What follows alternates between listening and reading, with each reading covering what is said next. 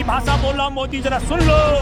569 मामले थे, तब तुमने रेल बंद करके और बस की सेवा बंद करके मोदी जी सड़कों पर पैदल चलते चलते जिन महिलाओं ने समय से पहले पैरों से खून टपक रहा था और गर्भवती महिलाओं ने जो बच्चे जने खुले आसमान के नीचे, उस अपराध की सजा मोदी किसको देनी चाहिए? 569 मामले थे, देश में ताला बंद कर दिया, रेल और बस सेवा छीन ली और 45,000 से ज्यादा मामले जब उजागर हुए 4 मई को तो दारू के ठेके खोल दिए।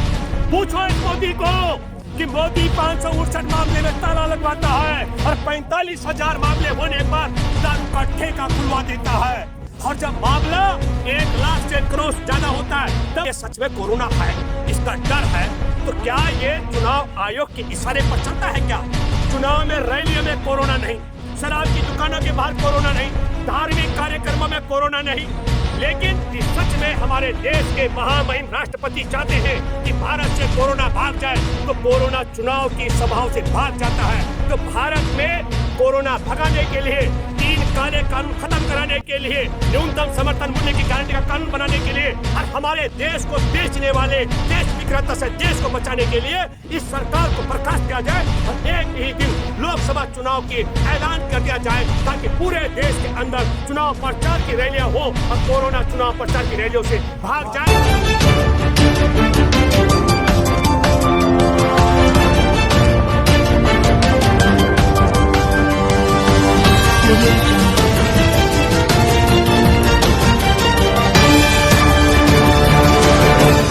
विश्व स्वास्थ्य संगठन ने कोरोना आपातकाल भी 31 जनवरी को घोषित कर दिया था, लेकिन मोदी जी ने कान नहीं लगाया। 12 फरवरी को कांग्रेस के नेता राहुल गांधी ने भी ट्वीट करके बताया, आगाह किया। तब भी नहीं, तब मोदी जी को नमस्ते ट्रम्प करना था। लेकिन मैं ये बात इसलिए बारी बारी से आपके साथ करना चाहता हूँ और उम्मीद करता हूँ कि आप सब लोग इसको कायदे से सुने। थोड़ा समय ज्यादा लगेगा क्योंकि मेरे मित्र कह रहे हैं कि मैं छोटी बात करूँ। 23 मार्च को जिस दिन शहीद आजम भगत सिंह, राजगुरु और सुखदेव का शहादत दिवस था, उसी दिन मध्य प्रदेश में चुनी हुई सरकार को बेदखल करके शिवराज सिंह चौहान को शपथ ग्रहण करा करके 24 मार्च 2020 को लॉकडाउन करके मोदी जी ने कहा 21 दिन तक आप बाहर जाना भूल जाए, कोई बाहर नहीं जाएगा। हमको कोरोना, हमने 18 दिन में महाभारत को जीता है और हम 21 दिन में कोरोना को हराएंगे। मैं आपके माध्यम से कहना चाहता हूँ, जिस दिन हमारे देश में 569 मामले थे, ए मोदी जी, ओ मोदी जी, आपकी भाषा बोल रहा हूँ मोदी, जरा सुन लो। 569 मामले थे, तब तुमने रेल बंद करके और बस की सेवा बंद करके मोदी जी सड़कों पर पैदल चलते चलते जिन महिलाओं ने समय से पहले पैरों से खून टपक रहा था और गर्भवती महिलाओं ने जो बच्चे जने खुले आसमान के नीचे, उस अपराध की सजा मोदी किसको देनी चाहिए? मैं दूसरा जिक्र करता हूँ, पैदल चलते चलते जिन मजदूरों के पैरों से बस टपक रहा था और गाड़ियों से रौंद के मर गए, जिनकी पत्नियों के सुहाग उजड़ गए, जिनके बच्चे अनाथ हो गए, मोदी उसका दंड बताओ ये देश किसको दे? जो लोग सड़क पर दंड चलने की बजाय पुलिस की मार से बचने के लिए औरंगाबाद का जिक्र कर रहा हूँ, पटरी पर चलते चलते थक गए, मोदी तुम्हारी रेल से कट गए मध्य प्रदेश के मजदूर, उसका दंड बताओ, उनकी हत्या का मुकदमा किस पर दर्ज हो?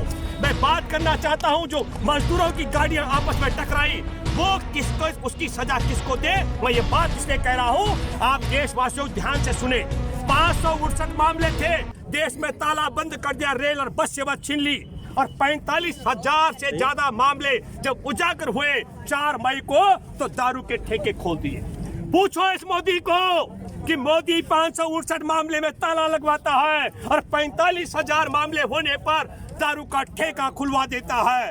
और जब मामला 1 लाख से क्रॉस ज्यादा होता है तब मोदी निरंतर लॉकडाउन करते जाते हैं।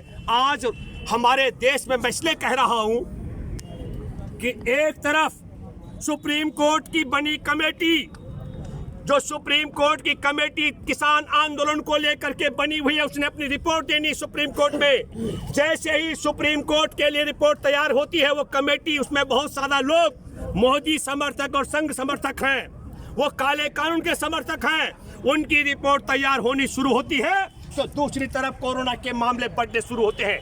हमारे देश में कोरोना कहाँ कहाँ नहीं है। मेट्रो में कोई कोरोना नहीं है, दारू की दुकानों के बाहर कोई कोरोना नहीं है। भारत में जहां जहां चुनाव हुए आपके सामने है। फरवरी में दिल्ली में चुनाव हुआ, कोरोना गायब था। बिहार में चुनाव हुआ, कोरोना गायब हो गया। मध्य प्रदेश में चुनाव था, कोरोना गायब हो गया। और तमिलनाडु में चुनाव है, वहां थोड़ा थोड़ा मामले। अब देखिए, पश्चिम बंगाल में कोरोना नहीं, पांडुचेरी में कोरोना नहीं। इससे पहले गुजरात में चुनाव हुए, वहां कोरोना गायब था। हैदराबाद में चुनाव हुए, वहां कोरोना गायब था। हम ये कह रहे हैं आसाम में कोरोना गायब हो गया, केरल में कोरोना गायब हो गया, पांडुचेरी में कोरोना गायब हो गया। तो मैं ये कहना चाह रहा हूं आपके माध्यम से, और ये नहीं, हरिद्वार में कुंभ स्नान हो रहा है, पूरे 1 महीने तक चलेगा, कोरोना गायब हो गया। अभी एक बहुत बड़ी नरसिंह यात्रा निकली गोरखपुर में, हजारों हजार लोग थे, उसमें कोरोना नहीं था। होली के नाम पर बनारस के अंदर लाखों की संख्या में लोग जुटे और वहां कोरोना गायब था। ये कोरोना का हम लोगों को समझना चाहिए कि कोरोना असल में क्या है। अगर ये सच में कोरोना है, इसका डर है, तो क्या ये चुनाव आयोग के इशारे पर चलता है क्या? चुनाव में रैलियों में कोरोना नहीं, शराब की दुकानों के बाहर कोरोना नहीं, धार्मिक कार्यक्रमों में कोरोना नहीं। लेकिन जैसे जिन राज्यों में चुनाव हो चुके हैं, कोरोना, बिहार में कहा गया होली मिलन नहीं करने देंगे, कोरोना आ गया।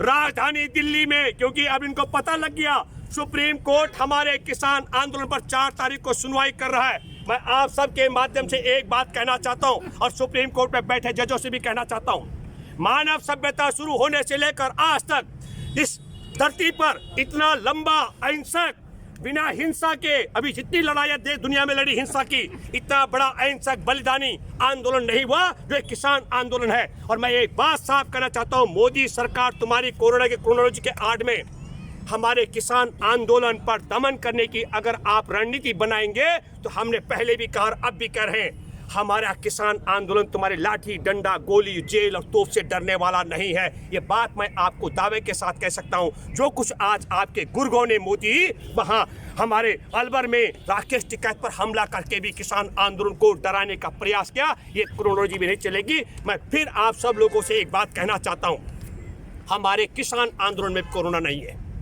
चुनाव की रैली में भी कोरोना नहीं है। और पूरे भारत के लोगों से मैं अपील करता हूं, यदि सच में आप देश से कोरोना भगाना चाहते हैं, तो आप सब लोग अपने अपने जगह पर गांव में किसान पंचायतों का आयोजन करें। और जब आप किसान पंचायतों का आयोजन करते हैं, कोरोना गायब हो जाता है। या तो चुनाव की रैली से कोरोना भागता है, और या फिर किसानों की पंचायत से कोरोना भागता है। और जिन भाइयों को यकीन नहीं आ रहा हो, उनसे मैं अपील कर रहा हूं, आप अपने घर से एक मुट्ठी अनाज का परिवार सहित आए गाजीपुर, और हमारे धरने पर आए सिंगू बॉर्डर और टिकरी बॉर्डर। मैं दावे के साथ मैं कह सकता हूं, आप देखेंगे ऐसे हजारों हजार किसान आपको मिलेंगे। न कोरोना का डर, न मास्क जरूरी, और न शारीरिक दूरी। मैं ये बात इसलिए भी कहना चाहता हूं, आप सब लोगों से मैं अपील करता हूं। और दूसरा, यदि सच में हमारे देश के महामहिम राष्ट्रपति चाहते हैं कि भारत से कोरोना भाग जाए, तो कोरोना चुनाव की सभाओं से भाग जाता है। तो भारत में कोरोना भगाने के लिए, 3 काले कानून खत्म कराने के लिए, न्यूनतम समर्थन मूल्य की गारंटी का कानून बनाने के लिए, और हमारे देश को बेचने वाले देश विक्रेता से देश को बचाने के लिए इस सरकार को बर्खास्त किया जाए, और एक ही दिन लोकसभा चुनाव की ऐलान कर दिया जाए, ताकि पूरे देश के अंदर चुनाव प्रचार की रैलियां हो और कोरोना चुनाव प्रचार की रैलियों से भाग जाए। ये बात मैं आपके साथ कहना चाहता हूं, और आप सब लोगों से अपील करता हूं। और दूसरी बात है, किसान आंदोलन में शरीक हो जाओ। अगर यहाँ नहीं पहुँच सकते हो, अपने अपने गांव में किसान पंचायत करो। 3 काले कानून के खिलाफ न्यूनतम समर्थन मूल्य की गारंटी को कानून बनाने के लिए, तो मैं दावे से कहता हूँ, आपके गांव से, आपके शहर से, आपके कस्बे से, जिले से, राज्य से और देश से कोरोना भाग जाएगा। जय जवान, जय किसान, धन्यवाद। किसान एकता जिंदाबाद, किसान एकता जिंदाबाद, मजदूर एकता जिंदाबाद, जय जवान, जय किसान।